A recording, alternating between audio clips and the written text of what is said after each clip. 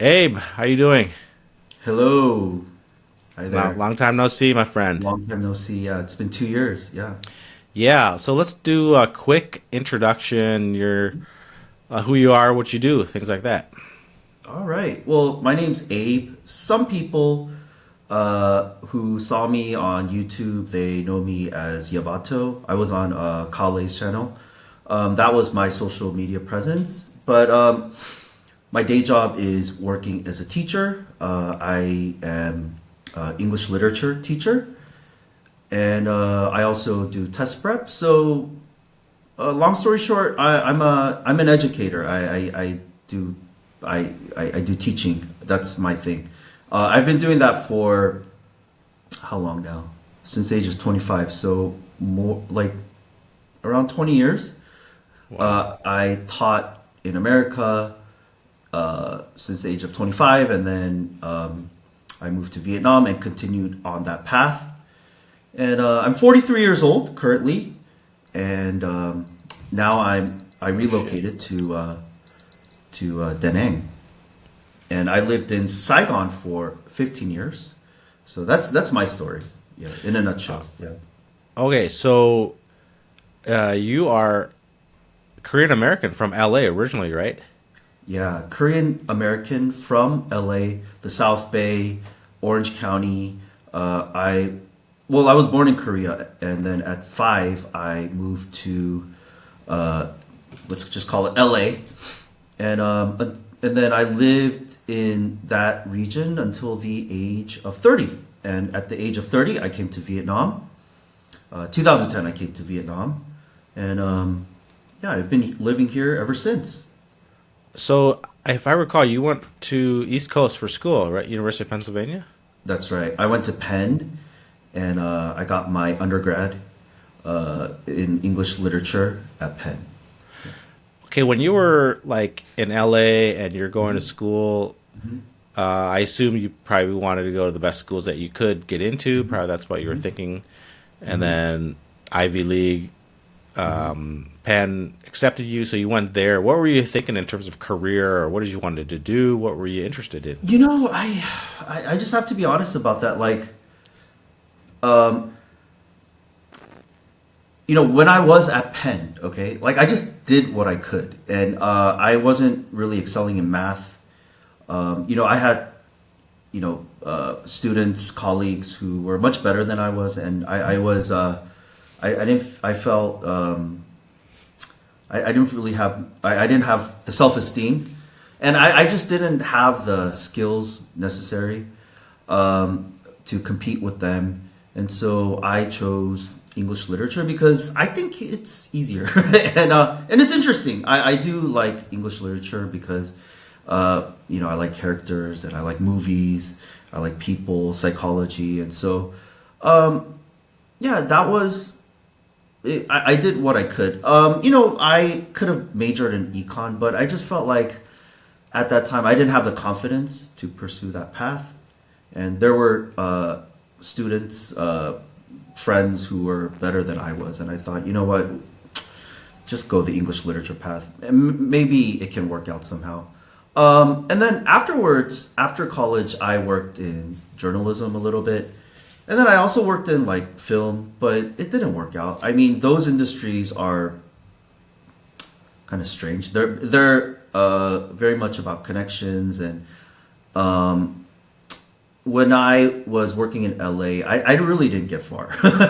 I really didn't get far. So that was that. And This is then around the 2010s, maybe.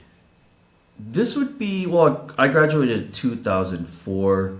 So before 2000, like between 2004-ish to 2010. But I mean, my pursuing the entertainment path, it didn't really last that long. My dad introduced me to his friend's son, who had a test prep center, SAT test prep, and then I started working there, and then it fit. Like I really enjoyed the the whole process of teaching. It just fit me because I'm a people person, and and just working with kids. Although I did struggle with the whole identity of being a teacher, because teachers are universally kind of, I don't know, like not look, and don't I don't want to offend anyone, but then I did kind of like struggle with the whole identity of being a teacher. But now that I'm 43, I accept it and I enjoy it, and I, in terms of financially, I think I did pretty well. uh, Before I came to Vietnam, I was doing quite well. I came to Vietnam and I had my business, and that did very well until like 2015. And then 2015 was sort of my dark year because everything that worked in the past so easily, being a test prep teacher slash director owner, that just kind of shattered around 2015. And then from 2015, I started working for international schools, and I've been doing that for nearly 10 years now. And having my test prep centers, operating them, as opposed to working at schools, like I prefer working at schools because it's just low stress, and it's just, I don't know. May I say this? It's easier than Yeah. running your own business. Yeah, it makes sense. I was just curious how you were able to convince your immigrant parents that you wanted to be an English lit major, because it's very unheard of. Most Asians, as you know, are engineering, computer science, economics, business, accounting, the practical majors. Well, my dad, he was a French literature major, and then my mom was also an English literature major. Wow, that's pretty rare. Yeah, yeah, but at the same time, to be fair, I think that the the quantitative subjects like physics, math, they're harder, right? It just takes more dedication. And to be fair, I think that that was as far as we could go. But by the way, my brother majored in Chinese literature, so so Wow. we're of every member of the family majored in some sort of literature. We're humanities people, and I think for the I've math, never heard of that before for Korean Americans. yeah. Right? I And by the mean, way, in the Asian community, they're all practical. It's like you study accounting, you study computer science, so you can get a good job. Like Asians studying humanities is like unheard of. You're like the first right. guy I know. So at Penn, I could have studied maybe like one more semester and a summer session, and could have done like an econ major. But then I was looking at all the math classes I had to take, and I was like, you know what? Just I'm kind of done with math. Yeah. And by the way, in college I didn't do that well. By the way, I think that my getting into Penn was a mistake. I don't think I should have got into Penn. I think I should have got into other schools. By the way, in 1999, Penn did not have the same sort of status that it has now, right? So Really? back then in '99, and I don't think I should have gotten accepted to Penn the way I see it, because I did really struggle there. I didn't. Are you talking like academic or socially or both? Well, if you were to ask a Korean or Asian person about, like, do you know Cornell? They'll be like, oh yeah, I know Cornell. Do you know Harvard? I know Harvard. Do you know Penn? They're like, what? Penn State? That was a common reaction that I got. How did you find it? Was it a good experience? Like, as an East Coast Korean American guy, did you fit in well? What was it like? I've had good experiences and bad experiences. Being a public school kid, I felt kind of poor. That was one. I felt like the friends that I had at Penn were kind of like the outsiders. Also, like I mean I remember many things. I remember the Korean international school kids. They're like very rich. Yeah. I you know I could feel that they kind of looked down on me. You know, I do remember that. I do remember I hung out with a lot of kind of like the outsider kids. I wasn't hanging out with the Lambda kids, you know, the popular Asian kids or whatever. I wasn't hanging out with the athletes, the jocks. I was more with the outsider kids. Yeah, Okay. I and can imagine Penn being an Ivy League school, East Coast, kind of elite school. yeah, So did you think most of the student body was made up of like prep school kids, white, yeah. upper middle I class, was an East anomaly Coast? because I was a public school kid, and that was a source of feeling. I don't know. I wouldn't say embarrassment, but I was definitely. I mean, like you would talk to people. Hey, so like did you go to private school, public school? Those conversations do come up, Yeah. and I would say like 20% public school kids. Right. Well, how about the diversity? Did you feel like it was diverse enough where you felt accepted, or did you feel like you were like kind of like, wow, I'm just like a minority, like there's no one that looks like I me here? did feel out of place for a few reasons. I mean, a lot of the kids were like really rich, like they were like White, rich, elitist type, well, right? well I'm guessing. Jewish, and then I didn't really meet like Anglo people, or maybe I didn't have access to them, but some of my friends were Jewish. Some of my friends were Chinese American, and then you had the Chinese kids who were really busy. They were too busy to hang out with anyone because they were taking like full load 7 classes to get their money's worth. And then for me, like I didn't see. There were some Korean American like girls, Korean American men. I didn't. And if we did kind of meet, like, and plus in the person that I am now, and the person that I was then, I think in college I was perhaps I do have a little bit of ADD, by the way, and I still can see how I could have projected myself in a way that's not not what's the word I'm looking for? Perhaps maybe I kind of because of my ADD, I might have been perceived as being kind of weird or maybe even stupid. But yeah, Did you ever think of quitting? Like, maybe I should just end the year here and then go back to like a local college in California? no, because I was already there, so Really? it would have been a net loss to I didn't do well, but I didn't do well by like Penn standards. So But you never which thought were of like transferring? Like, okay, maybe I go back to community college, maybe hang out with more people. I'm more comfortable in California. I've got more of a network here.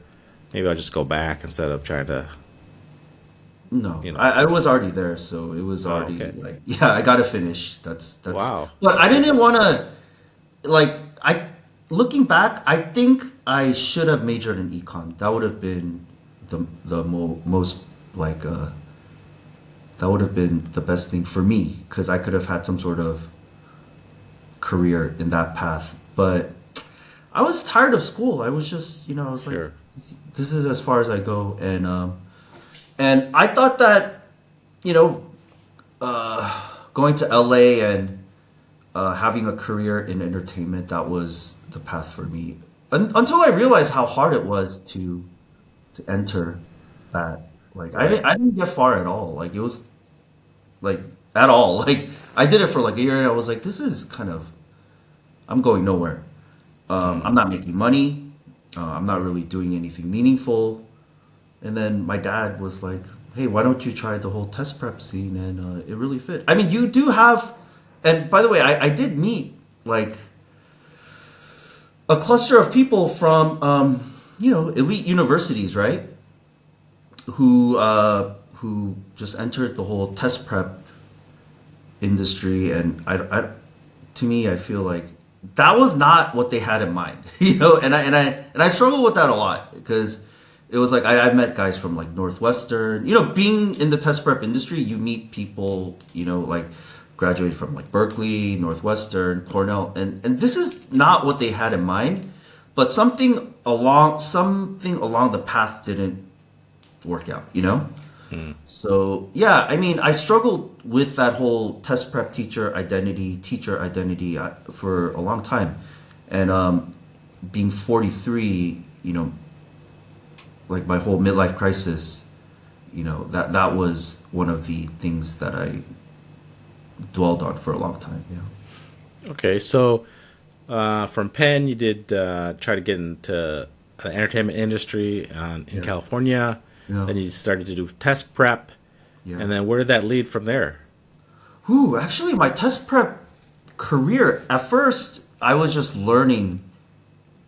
So I was doing like an hour back then, like $25 or $20, and then I was just learning, and then and um, and then I set up like my privates, and then working for and I started working for a lot of centers, one in Irvine, one in Cerritos, and just getting a feel for it and to understand the business.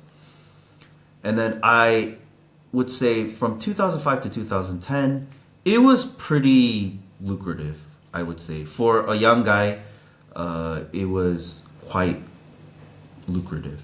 And I also found a cluster of people from Harvard and Cornell who were starting these businesses, and who were doing really well. And I just kind of, yeah, followed that path. All right.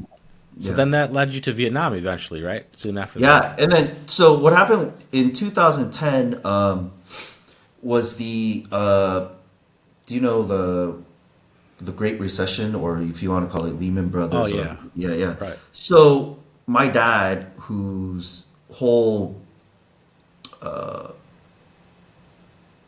his whole occupation was real estate. Okay, so and then he really struggled that time, Yeah. and then I left because that was one of the reasons. Okay, and then number two was my earnings dropped significantly, and I knew that I had to go to an Asian country, and it was either going to be Korea. I did get an offer or offers in Korea. I also got an offer in Vietnam, Ho Chi Minh City, and it was through a colleague of mine.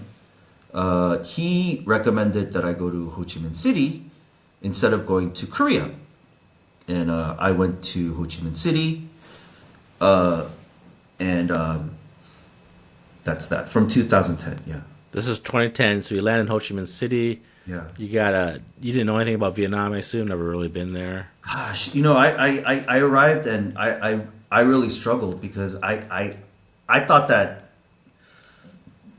that's when I really thought about, should I just go to Korea? And Yeah. that was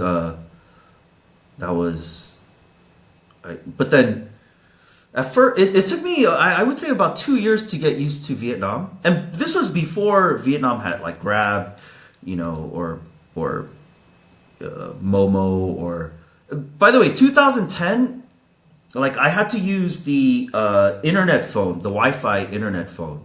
Okay, this was before, like, no one really had iPhones. So I had to use my like Wi-Fi phone to connect to people. This is before like Messenger, Kakao Talk, etc. What do I remember about 2010 Vietnam?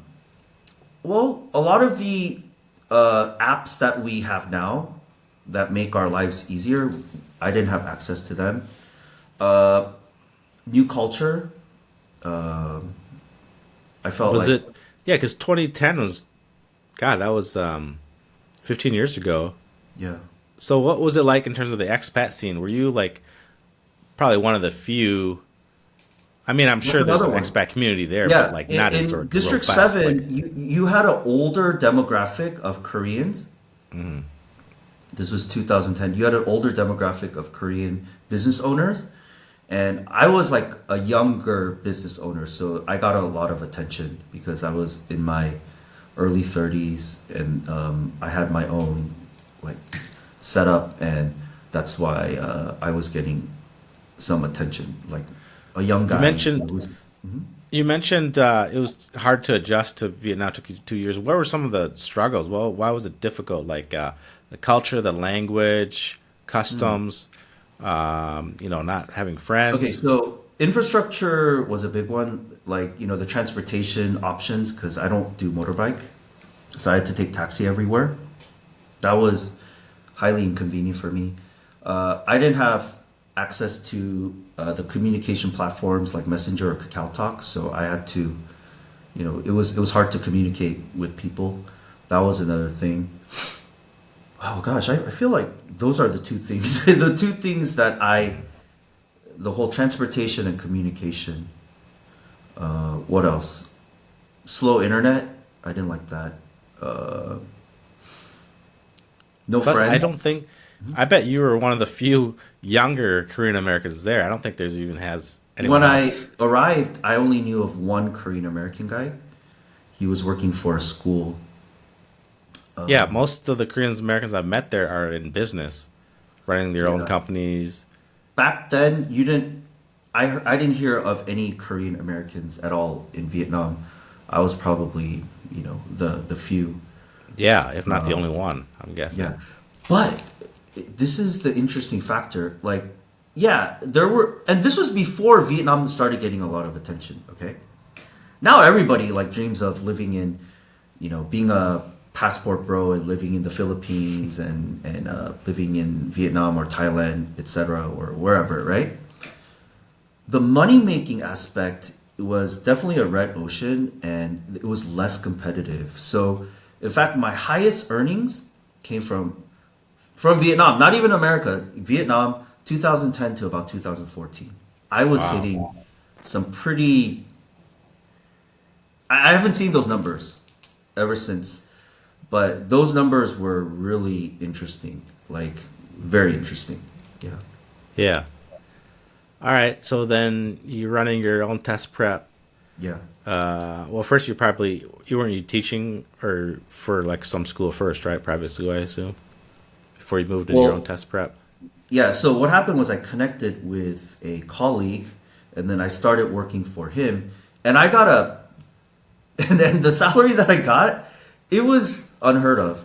Like the commission and the salary was unheard of because I was the only like available quote unquote legit SAT test prep guy in town.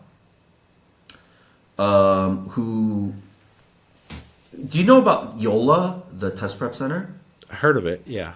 Yeah, this is now a multi-million dollar company, but back then you had like one small center in on I believe Fatisal Street. Okay, it was really small, and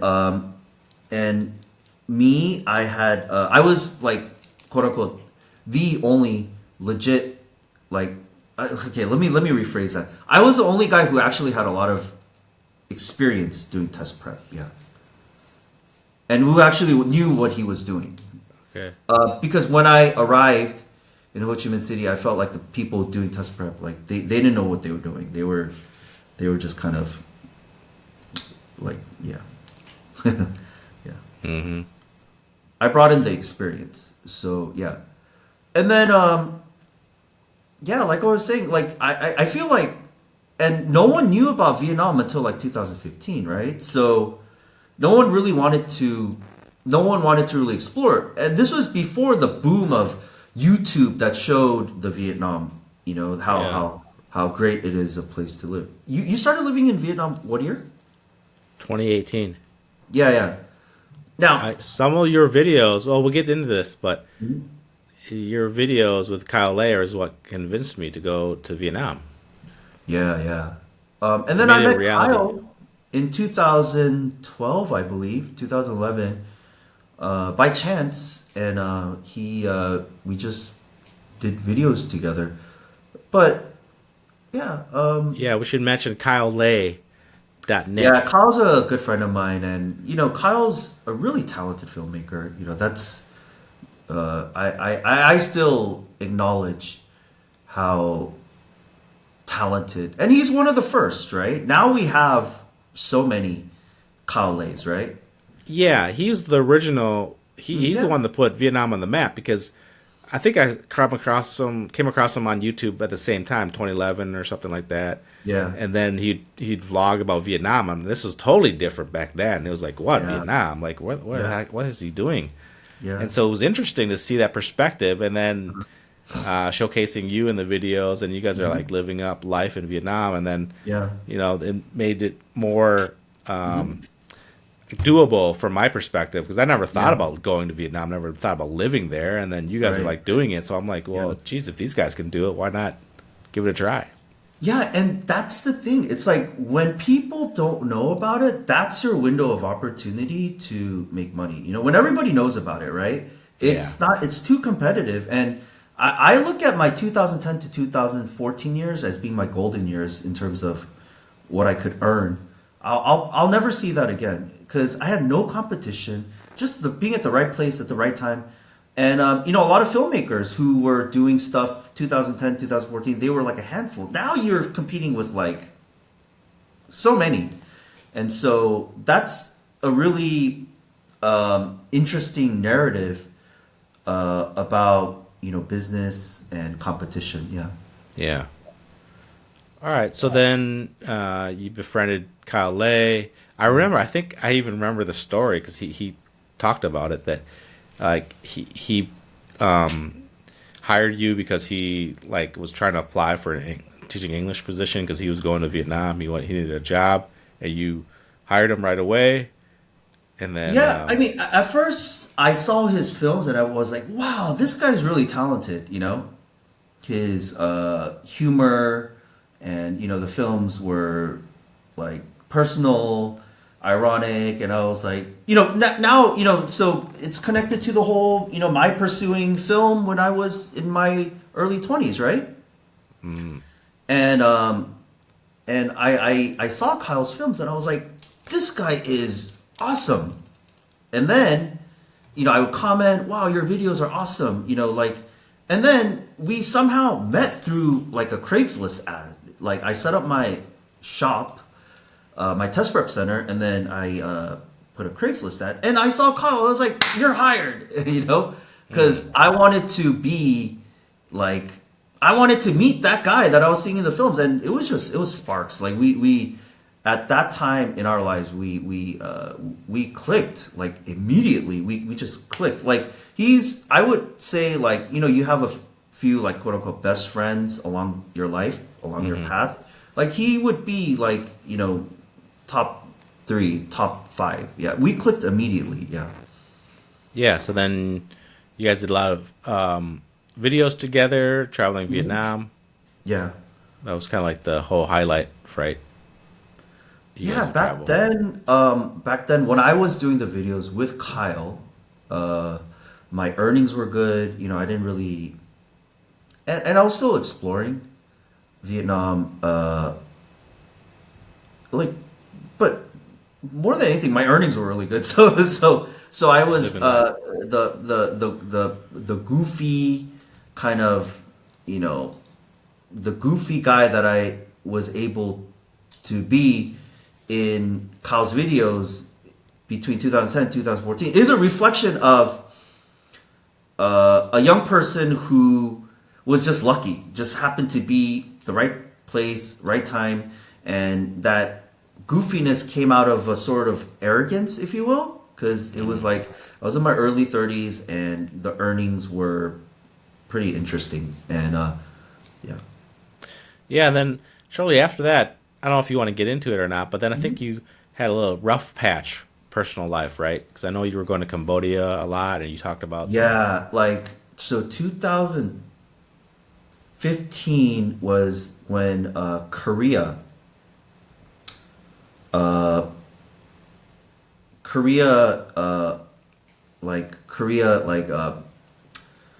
agreed to put American missiles in Korea.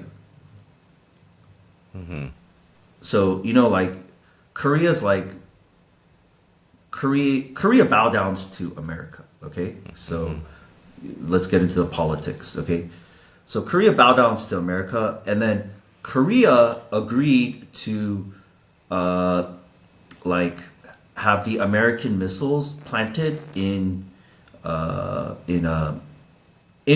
American missiles. Does that make sense? For defense purposes. Okay. And then what happened was all the Koreans in China got pretty much like thrown out of China. And then where would they come? Vietnam. Vietnam. Okay. And I had to compete. That's what 2015. By the way, if you remember, 2015 was such a boom. Like people were like coming in. They were starting to discover about Vietnam, and they were coming in. And 2015, all the test prep guys from China, Shanghai, Beijing, etc. Okay, they were coming to Ho Chi Minh City, and now I had to compete with like 10 other guys, right? And so that was my, and it was a lot. It was some immaturity there too. I wasn't when I was doing well between 2010 and 2014. It was purely a geographical thing in the sense that I was in Ho Chi Minh before anyone knew about it. But being a young guy, I got arrogant and I wasn't prepared for the competition. If I could go back in time, I would have done things a lot differently. Yeah, I didn't do the work that seriously. So, Even in 2010 to 2014, I just happened to set up a shop and like a business, and people came whether they liked it or not because I was the only guy. Yeah. right. Yeah. So competition caught up with you. Yeah. So I thought, okay, and what I should have done was I should have duked it out, and give the customers more, right? But I was like, oh, maybe this is around the time because I was very naive. I was like, okay, maybe I should change careers, and then I did all kinds of stupid things. Like I even did like Amazon stuff. That didn't work out. One thing that actually kind of worked out was pretty lucrative. Was I went to Cambodia, and I set up. I would do the same thing that I did that worked, right? So in 2015, I set up a test prep center in Cambodia, and I went there on the weekends, and that was also very interesting too. Yeah. Yeah, I But for remember sure. every weekend you'd head off to Cambodia. Yeah, because but that was a mistake. I should have. You have to duke it out in one area. Does that make sense? You don't want Also, to. you found yourself split, going Right. back and So forth, you want which wastes a lot of if time I and could go energy. back, I would do it right in Ho Chi Minh City and then duke it out for the competition to get exhausted, Give more to the customers in terms of time, lower the prices, duke it out for 1 year, and then they get exhausted and then they go, right? But instead what I did was I went to another geographical location and I was there on the weekends and I was taking these, 5-hour trips, 10 hours total every weekend, so I would be exhausted. My Ho Chi Minh business was going down even more because it was the energy of me was being sucked out by Cambodia. Yeah, So you actually set up a school there in Cambodia. Well, I had no but idea. I just thought you were making extra money, like working for someone. Because I think you were trying to pay off a debt at that time or something. that too, and I set it up with a friend who was a math teacher. Remember the first place I worked for when I went to Ho Chi Minh City? So he was a math teacher there, Yeah. and then I was like, look, you gotta go there and stay there, and I'll be there on the weekends, and then we'll have this certain synergistic effect in which you do math, I do the whole English. reading, yeah, that side, and then that was how that and it worked out for a few years. Actually, it worked out pretty okay. It was exhausting, and what happened was, like, my Ho Chi Minh business was going down because that was taking my time, attention, etc. But it did work out for a few years. That yeah. So I went there for 4 years to Cambodia, Okay. back and forth every weekend. Yeah, I remember that because I would try to like message you to hang out or something. You're like, no, I'm on my way to Cambodia or something. Yeah, those were when you first met me. Those were pretty dark times. Yeah, I didn't know better then. I'm very embarrassed about those years. I could have, I just didn't know better. I was less disciplined, less educated, less versed in business, less versed in economics. Stupid, I would say. Immature. I do really look back at those 2015 to 2019, those 4 years, as really my fails in life. Yeah, it's just really, yeah, just, just, not like, yeah, it's just, I'm very embarrassed. Yeah, So you got through it eventually, that's right. right? You got through it, and then I think you got more stability in teaching at private international schools. That's Yeah, so around that time. 2015-ish, I was actually working for international schools. And so I found the balance of doing test prep and working for schools. And it worked out really well. I was doing three jobs. I was doing Ho Chi Minh test prep, and I was doing school, and I was doing Cambodia. Okay? But then I eventually let the Cambodia go. And so now, to this day, I'm still doing test prep, online, offline, whatever. I'll, when the like offers come in, I'll do them offline or online. And so I have the stable salary from school, and then I also have the test prep. So I have a Oh, dual cool. income. Yeah. And then about was it a year ago you moved to Da Nang, right? The beach This side was six city. months ago. Yeah. Okay. How's that working out for you? You know, a few things like I don't being here, my whole test prep opportunities, like they're not really here, so I do mostly online. But so that not having the access to more work is one. But right now I'm kind of secure financially, so I don't really need to do two jobs anymore. But so okay, so that's whatever. But the whole not having the sun like you would have in Saigon, so that's something that I'm still not quite used to. Um, yeah, I mean, just Da Nang is a great place to visit. And you're like, oh my gosh, it's incredible. I love Da Nang. And then you live here, and from September to February, it's like Seattle weather, right? Yeah. So you were here, yeah. So you know exactly what I'm talking about, right? Yeah, So it's kind of depressing. No, and then the other yeah, thing is, exactly. That's exactly how I feel. Feel depressed. Yeah. and it's kind of small. There's not much to do, right? That that too. I mean, I felt it was but- a little bit too small for my taste. Like after a while, yeah. like it's great for a few weeks or a month or two, but then for a whole year I lived there, I was like, man, there's nothing. Like what else is there to do? I've been there, done that everywhere, every neighborhood. It seemed like. I hear you. I can see that. I can see that there are less offerings than than Ho Chi Minh City. Ho Chi Minh City is like, not unlimited, nonstop. It's like a New York, right? Here would be like, I don't know, the suburbs, if you will. Yeah. Yeah, a small town, small medium-sized town. It's beautiful, very Yeah. livable, but at Uh-huh. a short, like after a while, I wanted to go to like museums or nightlife, night events, but it was very. I mean, if you're family oriented, maybe you have a different priorities, different perspective, but Yeah. For me at the time, I was, single and by myself, early 40s maybe. I was like 41 or something. I can see that. Yeah, it definitely. But for me personally, like it's just, I mean, like the weather. It's just that like really is like making my it's making me depressed. And Yeah. by the way, when does it go back to sunny again? Because I have I no came idea. I don't here remember. August and I was like, well, this is wonderful. This is exactly what I was looking for, right? And then come like 1 month later, September, it would be like Seattle weather. It was like this sucks. How long What does part this of town are last? you living in, anyways, by the way?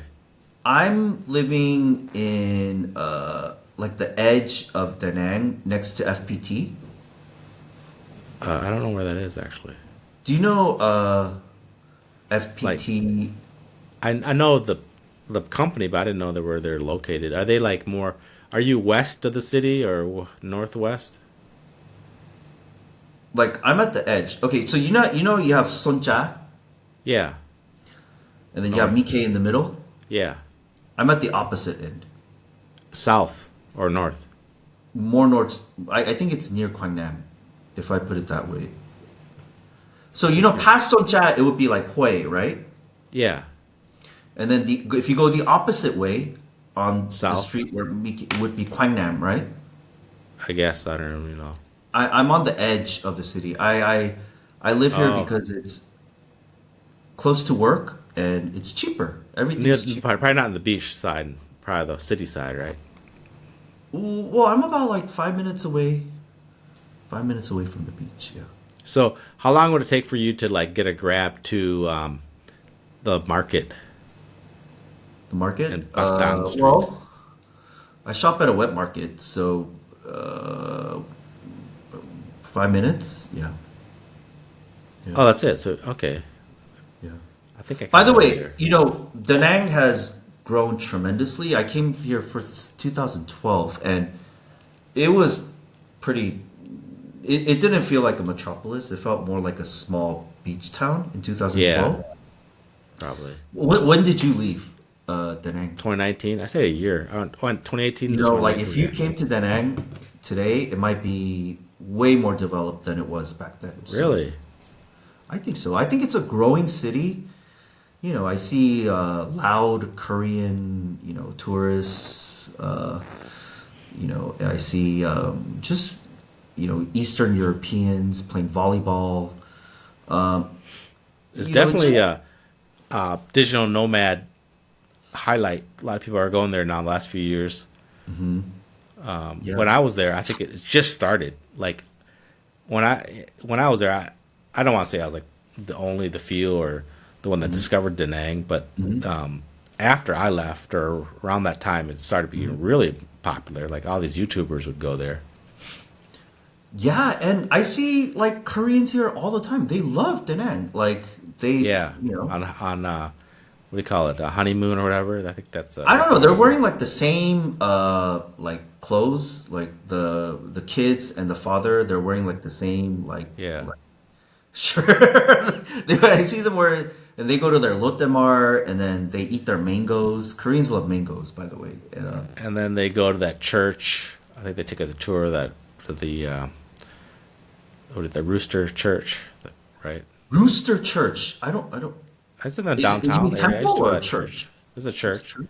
I think. Well, I mean, around that. Every time I'd go on Sunday, then I'd see busloads of Koreans, like around that downtown area, and then they'd be I walking would around. say I don't know whether because I'm Korean, but I would say the largest demographic of tourists are Koreans. No, I could be wrong, but Yeah, yeah, I would say that. Yeah, a lot of Koreans at that time were there. I don't remember very many Chinese. Maybe they're around, but I don't remember. I don't hear many Chinese because I would recognize it, right? I recognize Korean like yeah, hajiba, and I'm Yeah, like, okay, that guy's Korean. Yeah. I stayed. I don't know. You know that corn building downtown, Corn. the futuristic corn cob, like a building, like it looks like a corn cob.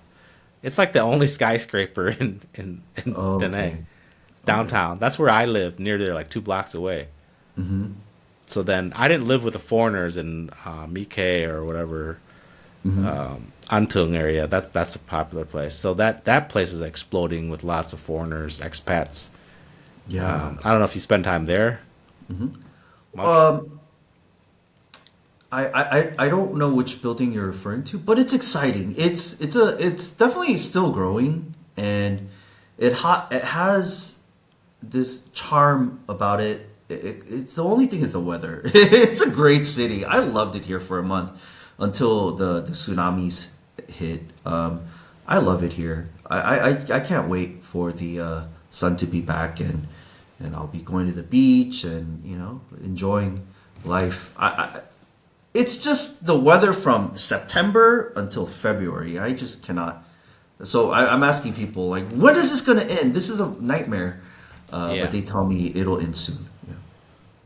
All right. So what's the plans for Abe? You gonna stick around Da Nang for a while, or go back to Ho Chi Minh City, or I don't know, go back to America? Well, Any I insight don't there? think I will go back to America. I convinced my wife and showed her YouTube videos of VQ people getting killed. I showed her, hey, don't go back to America. That's my little propaganda for my wife, Was who's she Vietnamese interested in going to America? at first, and then I like showed her all the negative side of the America. Yeah, it's so funny. It's so Yeah. funny because I think like our generation, our parents' generation, it was all about going to America, right? Everybody wanted to go to America to make it. Yeah. But then, like my wife's generation, around a little bit younger, Uh-huh. I think they're less convinced. Even my wife, she doesn't even like America. She's like Vietnam was better. Like life affordability, nightlife. It was more enjoyable. Where in America, you just get holed up. Most Americans just stay home. They work and they go home, work and go home. They don't really go out, and if they do go out, it's like once or twice a month to like hang out at the bar with their friends or something like that. So it's not very active. We're just isolated. Like we don't know any of our neighbors. We don't really go out. Like every weekend, we just stay home. Whereas in Vietnam, we were always from morning to night. We would be out Yeah. eating. I don't know, at least eating was a big part of Vietnam. Yeah, no, like there are a lot of passport bro videos that's like a genre now, right? Passport Yeah, bro content, and they're like, "Yo, dude, like I'm in the Philippines and I'm in the Vietnam, and life in America sucks," and I'm like, I can kind of agree with that, It's like it's really that good here, like I love living in Vietnam. It was a new start for me, and Vietnam gave me opportunities. It gave me many lessons. I embraced the people, I embraced the culture, the lifestyle. It's just a great place to live. I mean, it's really that good for certain people. Like, I think if you're Asian, here's good. If you're white, here's good. Uh, you know, yeah. So just yeah, I think that like if you're black, you probably want to go to Africa or maybe Puerto Rico or Brazil or whatever. But if you're Asian, you come here, you will never experience a sort of liberation. Like when I was in America, I felt like and by the way, I did have quite many girlfriends, but I still felt like Long Dong Duck from 16 Candles. yeah, that's very Inside. true. Yeah, I, because I've talked about this with other people too. Yeah, because like Asian American guys are kind of looked down upon in America, right? Like oh the yeah, white girls, they're not yeah. really looking like for an Asian guy to marry, so to speak. Maybe it was more prevalent in bigger cities like California or along the coasts, but generally, like in the Midwest or wherever else, like Asians are kind of like second class citizens. Like we're the ones that are in restaurants or doing the laundry services or cleaning business.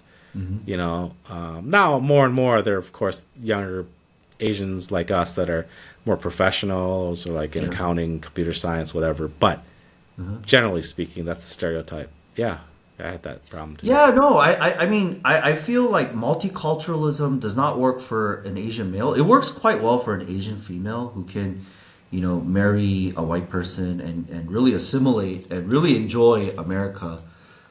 For an Asian male, it's like we don't have equal access to, the women in who are non-Asians, right? And so to me, like that whole multicultural aspect has failed. And if I still had that access in America, then I would have probably stayed.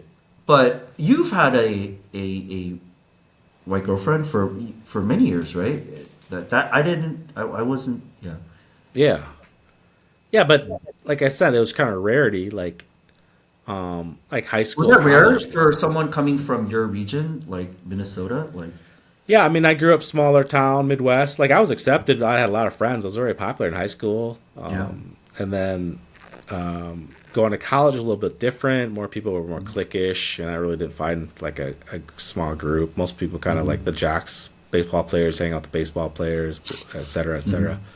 Yeah. And so I really didn't feel like so accepted. But I went to a small private men's college, Oh, Catholic, college out or, of or nowhere. high school or Now this is for high school or college, okay. Central Minnesota. So it's different. It wasn't like a big state school or anything like that. I wanted to go to a bigger like University of Minnesota, live in the Twin Cities, and then hang out with like Vietnamese people because I just didn't know like the Vietnamese crowd. I grew up in all white. I kind of wanted to get to my roots, so I didn't have that experience.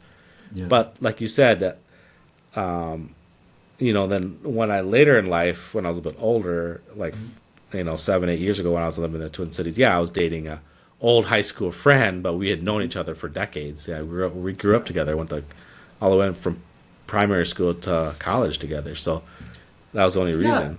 And to be fair, I think it was the lack of access, because I didn't mingle with, and to be fair, okay, you know what? Let me take that back. I think that if I had enough mingling with white women, I would have eventually dated one. Do you know what I'm saying? Yeah. But because of the insular way of, like you probably have a large group of Vietnamese friends in where you're in Florida right now, right? Yeah. And then, white people, where I'm from, okay, I'll tell you where I'm from.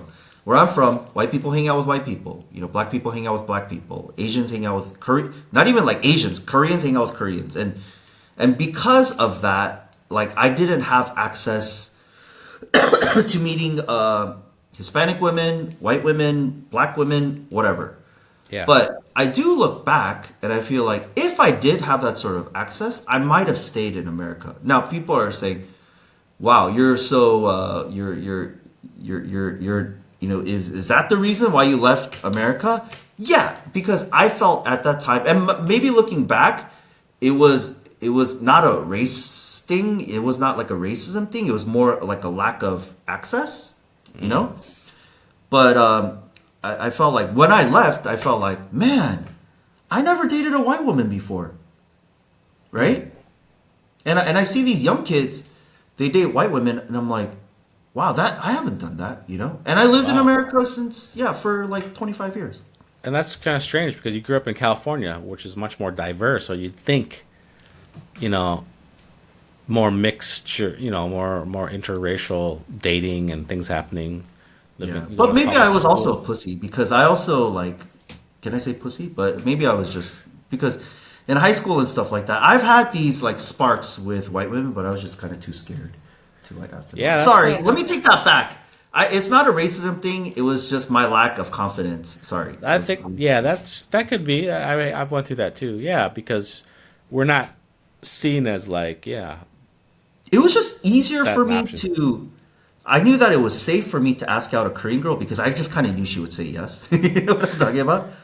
Yeah, But if I had to ask out like a white woman, like there's a little bit of risk of her saying no. I think that was one. yeah, But if I think back, man, I should have dated the Latinas. Like that's what I should have gone for. In fact I did have a lot of access to them, but I was scared that the Latino men would somehow retaliate for yeah. But we did have like a lot of access. We would hang out with each other and joke around. But I would never because it seemed like the Latino men were like putting a wall, like, okay, these are our women, and you could only hang out with us, but you cannot date our women. That was the vibe that I was getting. Yeah. All right. So you gonna stay for a while in Da Nang, or I don't know. What are your You plans? know, maybe I will go back. I'll just go. It's just I'm open. If I I like it here. It's just I don't like the weather, but I'll be living in Vietnam forever, and I'm prepping so that I will not leave this country. Um, you know, I've I'm now that I'm 43, I gotta prep for retirement, right? Yeah. So I'm doing everything that I can so that I can live a long life in Vietnam, health wise, money wise. I'm just setting everything up so that I can be here. Uh, Now I'm having a daughter. I'm having a kid, by the way, in Oh a couple wow. months. Congrats. I didn't even know that. Yeah, for her though, for her education, I don't know. For me and my wife, like it makes more sense for us to live in Vietnam. Because I'm in the education industry, where the education industry is more lucrative outside of America. That's a fact. But but my daughter, who will be born in around August, July, for her education, there are many considerations, but will I go back to America for her sake? Possibly, Right. I see. that's the one factor, because international schools here are really expensive, right? Yeah.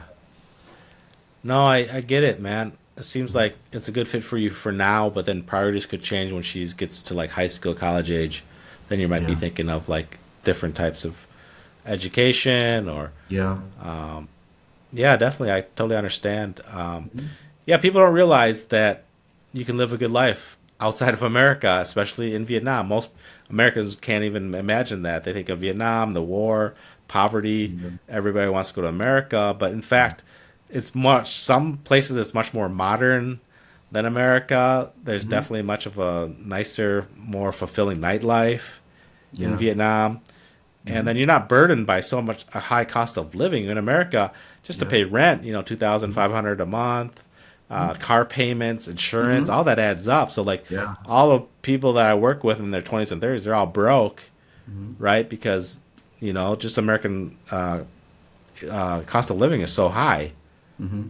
Whereas in Vietnam, those are my carefree days where I was living off of $1,000, 1,500 a month, You're living well, living living well. like a king. I'd go out Yeah, 3, 4 times a week yeah, with my buddies. hmm, I didn't have to worry, right? I didn't have car payments. I didn't have insurance. I just go hmm, get a grab. yeah. Like my wife and I, we just talk about the glory days of like living in Vietnam, waking up every morning, And you getting were in breakfast. the best place, District Two, with so much energy and just the vibrance. Like, Yeah, food and drink. Whereas it here, it's like we don't even think of like going to Starbucks or to a restaurant because it's so expensive. We're like, God, that's like $20, $30 just for the yeah, meal. yeah, Might as well just. That's why most Americans stay home and then make their own breakfast, make their own coffee. They rarely go out. Where in Vietnam, all of our meals were going yeah. out. But I don't want to compete with anyone watching this who are like, oh my gosh, okay, I got to make the move to Vietnam. I don't want to compete with you guys. Forget everything that we said. It's horrible here. Stay in America. Say, And I don't want to compete with you guys, okay? So just stay there, stay put. It's horrible in Vietnam. I don't want and to then compete with you. especially Stay if you're in the put, test prep industry, or don't anything. even think Just about it. any sort of stay in America. I don't want to compete with any of y'all, okay? But back in the day, I remember I went to a pho shop in high school. I had pho for the first time in high school, and we went to Westminster, and then we were eating pho, and then we were watching Paris by Night, right? Oh yeah, Yeah, Paris by Night with like Dam Vinh Hung, and then they were doing like Vietnamese renditions of like Madonna songs and stuff like that. And I remember those days, like the dream for a Vietnamese local was like, look, I got to go to America, right? I got to go there, you know, and you know, get a new start. That that approach is not as prevalent as I mean, it's still good. Don't get me wrong, okay? It's still an attractive option. However, that approach or the desire to take that path is not as prevalent as it was in the 90s. That's Yeah, I totally agree. yeah. Yeah. All right, we should end it here, Abe. Okay. Hey, I appreciate it, man. It was good to catch up with you. All right, and then if people are coming through Da Nang, maybe they can look you up. Yeah. No, no, stay in America. Stay in America. And pay your Don't answer those taxes. emails if Don't anyone come reaches here. out to you. Yeah. All right, appreciate All it. right. Thank you. It was great seeing you again.